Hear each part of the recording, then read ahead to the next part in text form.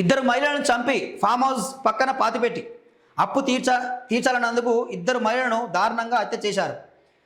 నిందితులు ఒక ఆమె దగ్గర 20,000, మరో మహిళ వద్ద 1,50,000 అప్పుగా తీసుకున్నారు. 1,50,000 + 20, 1,70,000కు వాళ్ళు డబ్బులు తిరిగి అడగడంతో నమ్మించి ఫామ్ హౌస్కి తీసుకెళ్లి హత్య చేశారు. వికారాబాద్ జిల్లాలో ఈ దారుణం జరిగింది. ఇంత దారుణమానికి ఏంద్రా నాయన, ఒక 20,000, 1,50,000, 1,70,000 సరే మొత్తంగా తీసుకున్న ఇంట్రెస్ట్ అనుకున్నాను 2 లక్షలు అనుకుందాం. నిజంగా ఈరోజు ఒకప్పుడు అప్పు తీసుకుంటే తల తాకట్టు పెట్టినా సరే అప్పు తీర్చేవాళ్ళు, తల తాకట్టు పెట్టినా అప్పు తీర్చేవాళ్ళు. కానీ ఈరోజు పరిస్థితి ఏంది?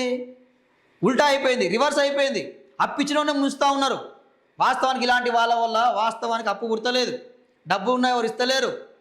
ఈరోజు తిరిగి అప్పు ఇయ్యరు, తిరిగి అప్పు తీర్చరు. పైగా వాడిని బెదిరించడం, ఏం చేసుకుంటావో చేసుకోవరా భయ్, ఏం పీక్కడో వీక్కోరో భయ్, ఇయ్యను, ఏం చెప్పుకోవో చెప్పుకోపో అని ఇట్లా బెదిరిస్తున్నారు. ఉల్టా ఈరోజు అప్పు ఎడ భయపడుతున్నారు. సార్ ఎంత దారుణం పాపం.